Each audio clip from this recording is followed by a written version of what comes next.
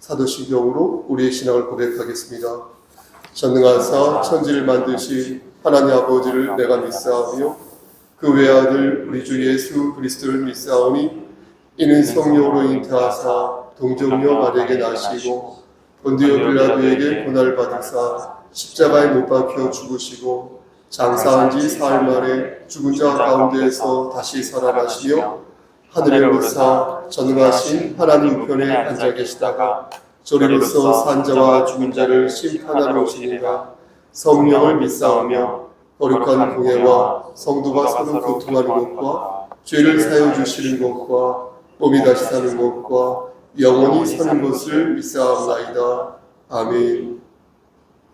찬송가 295장 부른 후에 우리를 대표해서 한지영 형제님 기도 인도하시겠습니다. 295장입니다. 오늘도 무반주로 찬송드립니다. 큰 죄에 빠진 나를 주 예수 건지사 그 넓은 품에 다시 부으신 은혜를 저 바다보다 깊고 저 하늘보다 높다 그 사랑 영원토록 나 찬송하리라. 날로 더욱 귀하다 날로 더욱 귀하다 한이 없이 넓은 우리 주의 사랑 날로 더욱 귀하다. 옛날에 유대 땅에 주 예수 다닐 때 그 은혜 받으려고 금물이 모였네. 누군 먼저 병든 자를 다 고쳐 주셨으니 나 같은 죄인까지 그 은혜 받도다. 날로 더욱 귀하다 날로 더욱 귀하다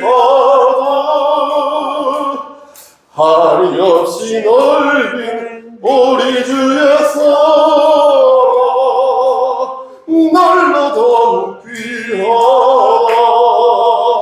주 크신 사랑으로 난 백성 위하여 그 십자가의 보람 받으셨으니 그 속죄 받은 성도 큰 소리 함께 높여 온 천지 울리도록 주 찬송하리라. 날로 더욱 귀하다 날로 더욱 귀하다 한이 없이 넓은 우리 주의 사랑 날로 더욱 귀하다.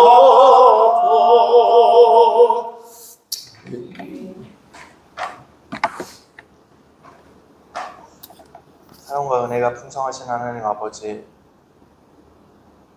지난 3일간 주님의 은혜 안에 지켜주셔서 또 이렇게 수요 예배 나와서 주님 앞에 우리의 마음을 토로하고 또 하나님의 뜻을 듣는 시간을 갖게 하시며 감사합니다. 주님의 은혜에도 불구하고 또 하나님 또 범죄하고 죄가 주는 쾌락을 사랑한 저를 돌아봅니다. 주님의 은혜의 크심을 다시금 깨닫고 우리의 마음을 죄로부터 멀리하여 주시고 그래서 하나님이 기뻐하시는 뜻을 따라 헌신하며 살아갈 수 있도록 도와주시옵소서. 오늘의 듣는 말씀 가운데에 우리의 마음이 감동되고 감화되어서 우리의 자원하는 마음으로 주님께 순종하는 것이 우리의 가장 큰 기쁨임을 깨닫고 주님의 말씀을 금보다 더 귀하게 받을 수 있도록 주님 인도하여 주시옵소서. 아멘. 예배 시작부터 모든 마치는 시간까지 주님 함께하여 주시고 일하여 주시옵소서. 감사드리며 살아계신 예수님의 이름으로 기도드립니다. 아멘. 우리 하나님 말씀 보겠습니다. 요한계시록 20장 1절에서 10절 말씀입니다. 요한계시록 20장 1절에서 10절 말씀. 신약성경 제성경으로 420쪽입니다.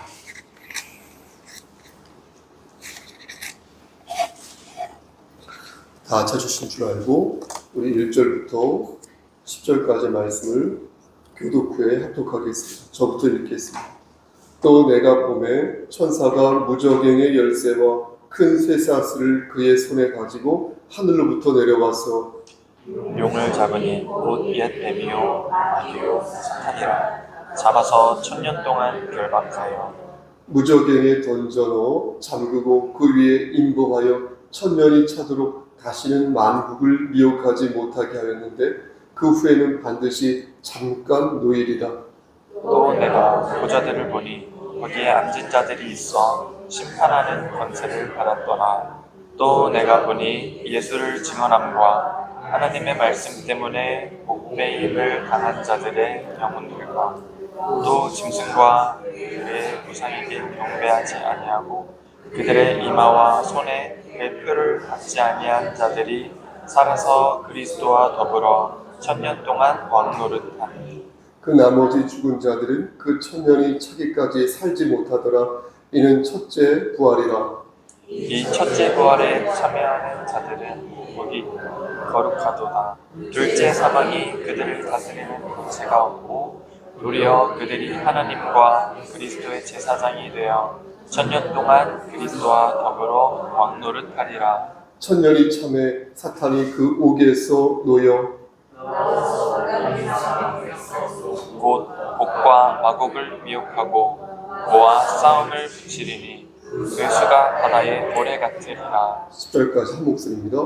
그들이 지면에 널리 퍼져 성도들의 진과 사랑하시는 성을 두르매 하늘에서 불이 내려와 그들을 태워버리고 또 그들을 미혹하는 마귀가 불과 유황못에 던져지니 거기는 그 짐승과 거짓 선지자도 있어 세세토록 밤낮 괴로움을 받으리라. 아멘. 기도하십니다. 하나님, 이 시간 간절히 바라고 하는 것은 우리 한지연 형제와 그의 부모님을 위해 기도합니다. 하나님께서 함께 하시고 인도하시사 천국 백성으로 나고자 되지 아니하도록 끝까지 장중에 붙잡아 주시고 하나님 말씀 안에서 반듯하게 살아갈 때에 예비된 복들을 다 받아 누릴 수 있는 귀한 형제 삼아 주시옵소서. 아름다운 이성의 교제를 하고 있는 가운데 있사오니 하나님께서 함께 하시사 그의 자매에게도 영육의 강건함을 지켜주시고 하는 모든 일들이 주 안에서 함께 더불어 활약하여 열매 맺는 삶이 될 수 있도록 은혜 베풀어 주시옵소서. 아멘. 이 시간 말씀을 대언하고자 합니다. 함께하여 주시옵소서. 예수 그리스도 이름 받들어 감사하며 기도드려 싸움나이다. 아멘. 요한계시록은 여러분들도 잘 아시다시피 총 22장, 22장으로 구성되어 있습니다. 보통 글이 처음, 중간, 끝 이렇게 구성된 것처럼 요한계시록도 마찬가지입니다. 요한계시록 1장은 본서의 처음 부분이 되겠습니다. 어떤 사람은 처음에는 별 내용이 없을 것이다 라고 말을 하는데 사실 처음 부분은 그 책에, 그 성경에 가장 중요하다고 할 수 있는 주제가 거의 들어있습니다. 요한계시록 1장도 그러한데요. 거기를 보면 요한계시록의 주제가 나오는 것입니다. 그럼 요한계시록의 주제가 무엇일까요? 1장 1절 말씀을 보면 우리가 그 주제를 찾을 수 있는데요. 우리 함께 찾아서 한번 읽어보겠습니다. 요한계시록의 주제가 무엇인지 요한계시록 1장 1절 말씀을 찾아서 한 목소리로 합독하겠습니다. 예수 그리스도의 시작. 예수 그리스도의 계시라 이는 하나님이 그에게 주사 반드시 속히 일어날 일들을 그 종들에게 보이시려고 그의 천사를 그 종 요한에게 보내어 알게 하신 것이다. 여러분 주제를 찾으셨습니까? 네? 요한계시록의 주제를 찾으셨습니까? 요한계시록의 주제는 아시다시피 예수 그리스도가 되겠습니다. 예수 그리스도. 계시자이신 예수 그리스도께서 뜻이 있으셔서 이 말씀을 남기셨는데 그게 바로 주제라는 것입니다.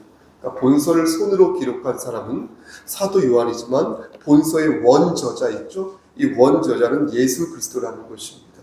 이것을 강조하는데요. 이것을 우리가 정확하게 알아야 요한계시록을 바로 이해할 수 있겠습니다. 만약 여러분들이 이것을 놓치면 아무리 여러분들이 계시록을 100번, 1000번 읽는다 하더라도 전혀 도움이 되지 않을 것입니다. 오히려 마귀의 앞잡이가 될 수 있습니다. 그래서 이 진리를 파는 그런 패착을 범할 수 있으니 요한계시록의 주제가 무엇인지 정확히 알고 나서 이 계시록을 읽어야 될 것이고 오늘 말씀도 그렇게 들어야 될 것입니다. 1장을 우리가 읽고 나면 2장과 3장을 묶어서 읽으면 좋을 것입니다. 제가 앞으로 요한계시록에 대한 말씀을 전할 것을 예고하는 것입니다. 이전에도 몇 번 전한 적이 있으나 조금 더 구체적으로 전할 기회를 가지고 있습니다. 1장을 읽으면 2장과 3장을 묶어서 읽으면 좋을 것 같습니다. 왜냐하면 2장과 3장은 1장을 기반으로 하여서 초대교회에 당부한 말씀이기 때문에 그렇습니다. 저는 2장과 3장을 본문으로 여러 번 말씀을 전한 바 있기 때문에 오늘은 2장, 3장에 대해서 별도의 설명을 드리지 않겠습니다. 3장을 다 읽었으면 4장부터 18장까지 내리 읽는 것이 좋을 것 같습니다. 물론 분량이 꽤 길겠죠. 하지만 이 부분은 환란에 일어날 일들을 구체적으로 말씀해 주고 있기 때문에 재밌습니다. 오히려 한 번에 쫙 읽을 때에 오히려 이해도 잘 되고 또 질문도 잘 할 수 있습니다. 그래서 4장부터 18장까지 내리 읽는 것을 추천합니다. 이제 중간에 세 번째 단락이라 할 수 있는 19장과 20장이 있는데요. 이 19장과 20장은 요한계시록의 하이라이트라고 말씀드릴 수 있을 정도로 소설로 따지면 발단적인 위기에 걸쳐서 절정 부분이 되겠습니다. 17장과 18장이 바벨론의 멸망에 대해서 말씀을 하였다면 19장은 예수 그리스도의 재림과 짐승의 멸망에 대해서 말씀하고 있습니다.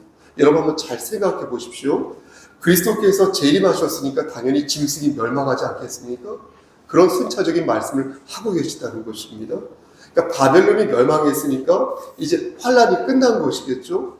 환란이 끝난 것이고 이제 환란의 원인이 되었던 악의 원흉들을 차례로 심판하는 대목이 나온다는 것입니다. 예를 들면 적절한 예인지 모르겠으나 학교에서 친구들을 괴롭히는 아이가 선생님에게 걸렸을 때 학폭위를 열어서 그 학생을 어떻게 처벌할 건지 결정하는 것, 그것이 바로 19장 20장에 나온다는 것이죠. 그런 말씀으로 이 19장과 20장이 이루어져 있다는 것입니다. 그게 바로 예수 그리스도의 재림과 짐승의 멸망에 관한 말씀이라는 것입니다. 그럼 어떤 식으로 짐승을 심판하신다고 말씀하실까요? 19장 11절 이하의 말씀을 보면 뭐라고 말씀하십니까? 예수님께서 백마를 타고 이 땅에 내려오셔서 이만이 아니에요, 신천지. 예수님께서 백마를 타고 이 땅에 내려오셔서 짐승을 멸망시킨 후에 그 짐승을 어디에? 불못 속에 가두신다. 이렇게 말씀을 하십니다. 그러니까 마귀의 세력 안에서 온갖 죄악과 온갖 우상 숭배를 조장한 사람들이 있을 거 아닙니까? 우리 주변에. 그런 조장한 존재들을 모두 잡아다가 다 멸절시킨다는 것입니다. 사악한 자들은 끝까지 하나님을 대적하겠지만 결국 그들은 어떻게 됩니까? 예수 그리스도에 의해서 다 멸절당하고 만다는 것입니다. 그 말씀이 19장 20절과 21절 말씀이 되겠습니다. 우리 함께 이 말씀도 찾아서 합독해 보겠습니다. 19장 20절 말씀입니까? 짐승이 시작. 짐승이 잡히고 그 앞에서 표적을 행하던 거짓 선지자도 함께 잡혔으니 이는 짐승의 표를 받고 그의 우상에게 경배하던 자들을 표적으로 미혹하던 자라. 이들이 산채로 유황불 붓는 못에 던져지고 그 나머지는 말 탄 자의 입으로부터 나오는 검의 죽음에 모든 새가 그들의 살로 배부르다. 이렇게 말씀대로 짐승과 거짓 선지자, 이 거짓 선지자가 말 탄 자, 즉 우리 주 예수 그리스도의 입으로부터 나오는 그 검에 의해서 심판을 받게 된다는 것입니다. 입에서 예리한 검이 나온다는 것은 실제 칼이 나온다는 것이 아닌 거 아시죠? 그런 게 아니라 예수 그리스도의 그 말씀을 칼로 비유하는 것이 되겠습니다. 오늘 아침 예배 때 전화했는데 여러분 기억하실 것입니다. 히브리서 4장 12절 15절 말씀에서 하나님의 말씀이 좌우의 날선 검이라고 저는 말씀을 전했습니다. 그만큼 예리하다고 말씀을 전했습니다. 그래서 예수님의 말씀을 날카로운 칼로 비유하는 것이다. 이렇게 말씀드릴 수 있겠습니다. 이렇게 예수님께서 거짓 선지자와 그 짐승 혹은 짐승들을 말씀으로 심판하신다라는 것입니다. 이렇게 말씀드리면 잘 이해가 안 간다는 분이 있어요. 지금 예수님이 말로 야단을 치신다는 걸까요? 목사님? 그게 뭐가 무섭습니까? 말로 야단 치는 게? 말로 왜 그랬어? 왜 우상을 숭배하고 거짓을 일삼으면서 사람들을 그렇게 켜놓겠어? 이게 말로 야단치는 게 뭐가 무섭습니까? 그게 어떻게 심판이 될 수 있습니까? 라고 물을 수 있을지도 모르겠습니다. 그런데 보십시오. 예수 그리스도의 말씀은 사람의 말과 다르다는 것이죠. 예수 그리스도는 하나님이시기에 말씀으로 천지를 창조하신 분이라는 것입니다. 그러므로 예수 그리스도의 말씀은 그 어떤 것과도 비교할 수 없는 권위를 가진다는 것입니다. 그러니 회초리를 들지 않아도 충분히 말씀만으로도 어떻습니까? 저들을 멸절할 수 있다는 것입니다. 요한계시록 20장 말씀 있지 않습니까? 이 말씀도 심판에 관한 내용으로 구성되어 있습니다. 19장에서는 거짓 선지자와 짐승을 심판하겠다고 말씀드렸죠. 그런데 20장에서는요. 마귀와 마귀를 따르는 자들을 심판하겠다 이렇게 말씀하십니다. 근데 특이한 것은 무엇이냐면 20장 말씀에서 천년 왕국이라는 단어가 나온다는 것입니다. 이게 어떤 뜻인지 알려면 제가 평상시보다 조금 말씀을 빨리 하는데 오늘 본문인 요한계시록 20장 있죠? 1절부터 3절까지의 말씀을 정확하게 이해하셔야 될 것 같습니다. 우리 한 번 더 본문 중 말씀 1절부터 3절까지 말씀을 한 번 더 합독하겠습니다. 또 시작. 또 내가 보면 천사가 무저갱의 열쇠와 큰 쇠사슬을 그의 손에 가지고 하늘로부터 내려와서 용을 잡으니 곧 옛 뱀이요 마귀요 사탄이라. 잡아서 1000년 동안 결박하여 무저갱에 던져 넣어 잠그고 그 위에 임봉하여 1000년이 차도록 다시는 만국을 미혹하지 못하게 하였는데 그 후에는 반드시 잠깐 놓이리라. 여러분 보십시오. 이 말씀에는 종말론에 관한 말씀이 너무나 많이 나와 있어요. 머릿속에 그림이 쫙쫙쫙 펼쳐질 정도로. 그걸 다 말씀드릴 수는 없고요. 우선 무저갱이라는 단어를 보시면 되겠습니다. 이 무저갱이란 말이 헬라어로 아비수스라고 아마 들어보신 분 있을 거예요. 아비수스라고 하는데요. 이 아비수스는 지하 깊은 곳에 있는 물 혹은 지하 깊은 곳에 있는 묻 이런 뜻을 가지고 있습니다. 누가복음 8장 31절 말씀을 보면 예수님께서 갈릴리 맞은편에 있는 거라사인 땅으로 가시는데 거기에 땅에 도착했을 때에 거기서 귀신 들린 사람 하나가 뛰쳐나옵니다. 그가 예수 그리스도를 보자마자 당신이 나와 무슨 상관이 있습니까? 라고 말을 하면서 나를 괴롭히지 마십시오 라고 말을 합니다. 근데 예수님께서는 그의 모습을 보면서 그의 몸속에 있는 귀신을 보시고 귀신에게 나오라고 명령을 하시고 귀신의 이름을 묻자 그 귀신이 말하기를 자기의 이름은 군대다라고 말합니다. 그러니 이는 귀신이 한둘이 아니라는 것이겠죠. 덕지덕지 붙어 있다는 것이겠죠. 그래서 말한 것입니다. 그때 귀신이 예수 그리스도에게 간곡히 부탁하기를 무적에 즉 아비수스 이곳으로 저를 보내지 말아달라고 부탁합니다. 귀신이 무적행으로 들어가는 것을 두려워한 것으로 보아서 마귀를 가두는 것이 무적행이다 이렇게 이해할 수 있겠습니다. 그런데 오늘 본문에서는 마귀를 가두는 장면을 좀 더 세밀하게 묘사하면서 설명하고 있는데, 어떻게 마귀를 가두냐면, 보십시오. 천사 하나가 내려왔는데 천사 하나가 무저갱의 열쇠와 큰 쇠사슬을 이렇게 가지고 와서 마귀를 결박한 다음에 무저갱에 가두어 버린다, 이렇게 말씀합니다. 그런데 그 기간이 무려 1000년. 그 기간이 1000년이라는 거예요. 그래서 1000년이니 이때 진짜 그리스도인들 있지 않습니까? 제대로 된 진짜 무늬만 성도가 아니라 정말로 하나님의 자녀, 그 그리스도인들은 이때 부활한다는 거예요. 그래서 예수 그리스도와 함께 천년왕국에서 왕노릇을 하며 산다는 것입니다. 이것을 바꿔 말씀드리면 가짜 그리스도인들은 그런 일이 없을 것이다 라는 것이죠. 그런데 여러분 보십시오. 여기서 주목해야 할 것은, 주목해야 할 성경 구절이 나온다는 것입니다. 바로 3절 말씀 끝을 보면 마귀가 1000년 동안 결박되어 있다가 그 후에, 그러니까 1000년이 지난 후에 잠깐 풀려난다는 것입니다. 우리는 이 부분을 주목해서 봐야 할 줄 믿습니다. 여러분 이해가 되십니까? 그러니까 진짜 그리스도인들은 그날의 부활을 경험하여서 예수 그리스도와 함께 있을 것이지만, 그렇지 못하고 땅에 남아있는 자들은 잠깐 풀려나게 되어서 마귀를 만나게 된다. 그럼 우리는 여기서 다음과 같은 질문을 우리에게 혹은 할 수 있을 것입니다. 왜 하나님께서는 끝까지 마귀를 붙잡아 놓지 않으셨습니까? 여러분 한번 생각해 보십시오.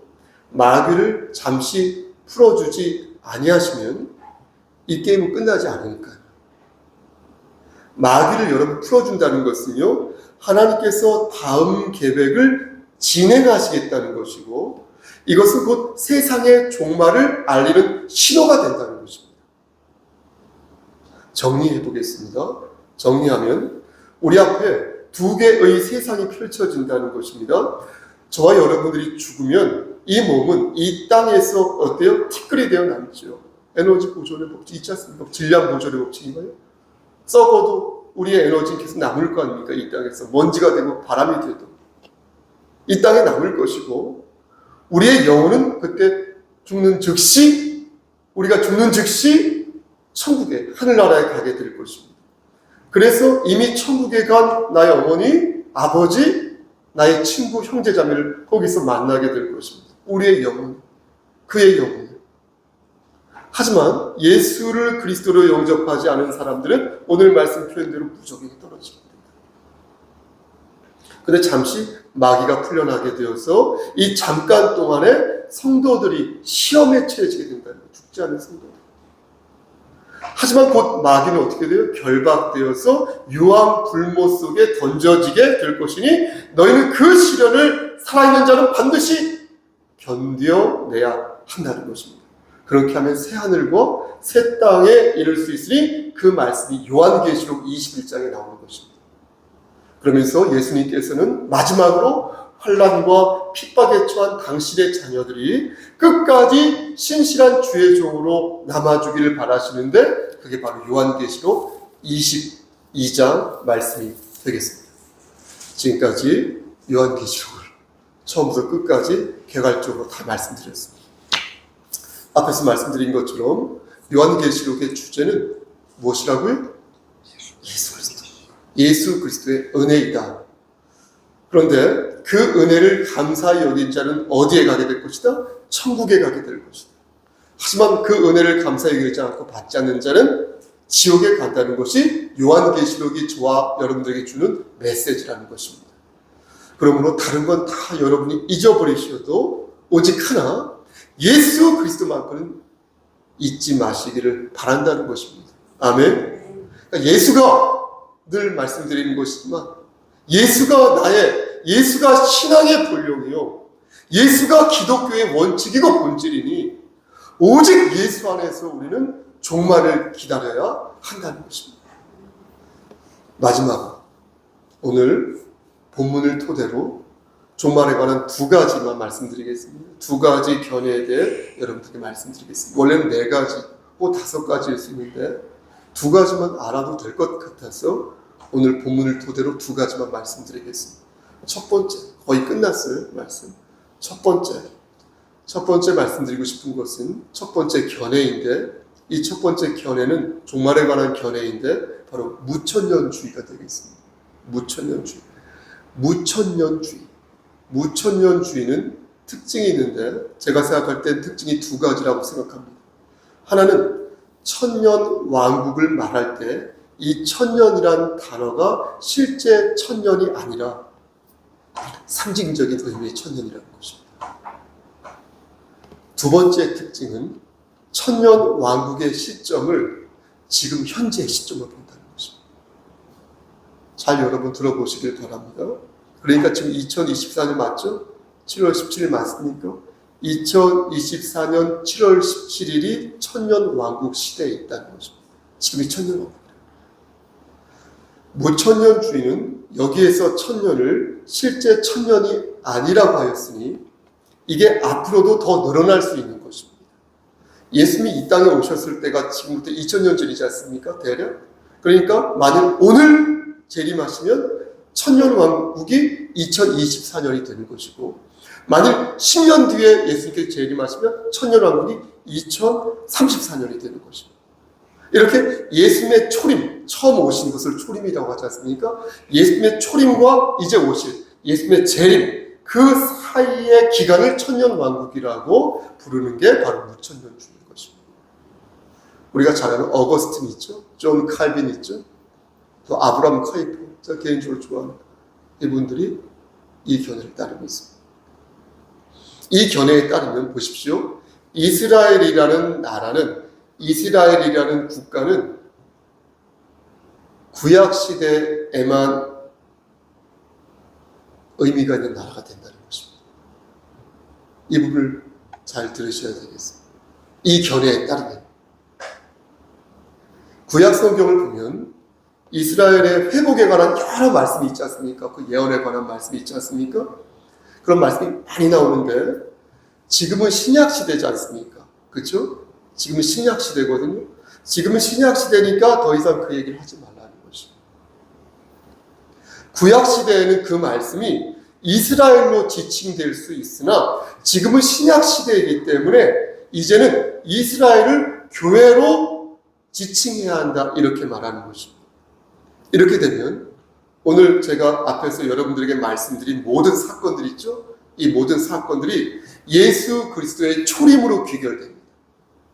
아까 제가 마귀가 무적행에 갇혔다고 말씀드렸죠? 그게 바로 2000년 전에 예수 그리스도께서 처음 이 땅에 오셨을 때, 초림하셨을 때에 바로 그때 마귀가 무적행에 갇히게 되는 것이고, 지금 우리는 천년 왕국 시대를 살고 있는 셈이 되는 것입니다. 오늘 말씀에 나오지 않지만 7인, 7나팔, 7대접이 있거든요. 이것도 예수 그리스도께서 이 땅에 처음 오셨을 때, 2000년 전에 오셨을 때 일어난 사건이 되는 것이고, 짐승의 출현이 있죠. 그것도 그때 일어난 사건이 되는 것입니다. 또 재림 때 일어날 거라고 생각하는 정말 많은 것들이 이렇게 되면 다 예수 그리스도의 초림 때 이루어진 사건이 되는 것입니다. 이러다 보니까 이 견해를 가지고 있는 사람은 그리스도의 재림에 대해서 크게 관심을 갖지 않습니다. 교회가 예수 그리스도의 재림하실 때 교회가 해야 할 그 파수꾼의 역할이 있지 않습니까? 그걸 좀 소홀히 여기는 경향이 있습니다. 그럼에도 불구하고 저는 신학적으로 이 견해를 따르고 있습니다. 왜냐하면 예수 그리스도의 재림에 대한 각성은 꼭 종말론으로만 가능한 것이 아니기 때문에 그렇습니다. 그리고 우리의 삶 속에서, 내 삶 속에서 하나님 나라를 세우고 지금 내가 서 있는 이곳에서 예수 그리스도의 향기를 바라는 것이 저는 더없이 중요하다고 생각하기 때문입니다. 그래서 우리 교회는 무천년설을 따릅니다. 2번째 견해는 전천년설입니다. 여기에서 말씀하는 전천년설은 세대주의 전천년설을 말씀하는 게 아니라 역사적 전천년설을 말씀드리는 것입니다. 역사적 전천연설은 휴거 있죠? 그러니까 위로 올라가는 거 맞죠? 휴거. 이 휴거가 끌어올린다, 휴거요. 이 휴거가 대환란 끝에 있다는 것입니다. 휴거가 대환란 끝에 있으니까 여러분 어떻게 되겠습니까? 교회는 온갖 그 고통과 시련을 다 겪은 후에 하늘로 올라가게 되는 것입니다. 이게 역사적 전천연설이 되는 것입니다. 그리고 오늘 본문에 나오는 이 천년왕국을 문자적으로 해석한다는 것입니다. 사랑하는 성석교회 성도 여러분, 어떤 분은 저에게 목사님 무천년이면 어떻고 전천년이면 어떤지 따져 물을 수도 있겠습니다.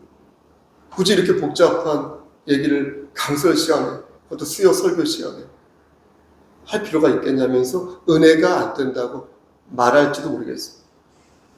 저는요, 일정 부분 그러한 생각에 동의합니다. 저도 그렇게 생각합니다. 하지만 보십시오.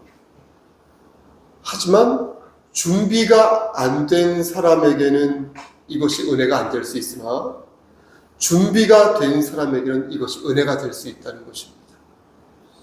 왜냐하면 하나님의 말씀을 정확하게 이해할수록 성령 하나님께서 주시는 깨달음의 그 울림이 더 깊고 더 뜨겁게 되기 때문에 그렇습니다. 여러분, 이스라엘이 아직 회복되지 않았으므로 우린 다시 이스라엘로 돌아가야 되는 것입니까? 어떤 분 말대로? 그렇지 않다는 거예요. 이스라엘이 회복된다는 것은 교회가 회복된다는 것이요, 구약의 약속이 교회를 통해서 이루어진다는 것이요. 다시 말씀드려서 우리는 이미 아브라함의 자손으로서 이스라엘의 회복의 성취를 지금 경험하고 있다는 것이거든요. 우리가 이것을 정확히 알아야 하는 이유는 신앙의 강령이 예수 그리스도에게 때문에 그렇다는 거예요. 저는 예수 그리스도의 영역을 침범하는 모든 것들을 강하게 막아야 할 책임이 있다는 거예요. 담임 목사로서. 그 어떤 것도 예수 그리스도의 반열에 오를 수 없으며 그 어떤 것도 진리 되시는 예수 그리스도를 대신할 수 없다. 그렇게 말하는 사람이 있다면 용납할 수 없다. 라는 것입니다. 진짜 그 말씀 맞죠? 무천년설을 따르는 저는 천년 왕국을 문자적으로 보고 또 천년 왕국이 예수 그리스도의 재림 이후에 있을 거라는 역사적 전천연설을 주장하는 사람을 저는 존중합니다. 정말로 존중합니다. 저도 존중받고 싶고요. 왜냐하면 그분들은 진리 되시는 예수 그리스도를 부인하지 않기 때문입니다. 하지만 구약의 약속이 재림 이후에 이스라엘에게 이루어진다는 세대주의 전천연설은 존중하지 않습니다.